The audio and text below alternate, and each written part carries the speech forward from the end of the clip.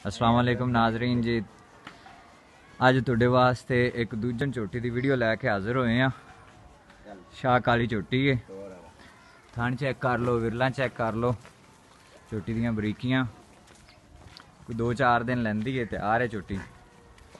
बाकी इनकी की गलबात है, किन्ने पैसे ने, की नस्ल है, किन्ना दुध करती रही है पहले सूबे, वो मालिक नाल आपां गलबात कर लैने आ।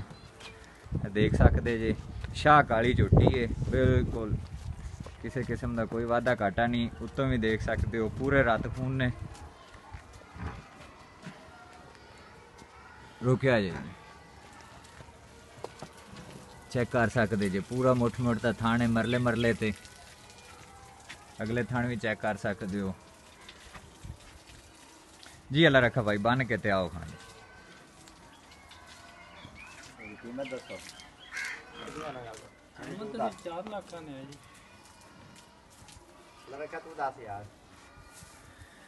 भाईजान गल मकूल जी करनी है कि जेड़ा भी कोई दोस्त आवे लैनी चाहे तो जिन्ने दी आपां दे देनी है, आपां वाधू नहीं मंगने, ठीक है। जिन्ने दी दे देनी है उन्नी गलबात करनी। 3,25,000 दी।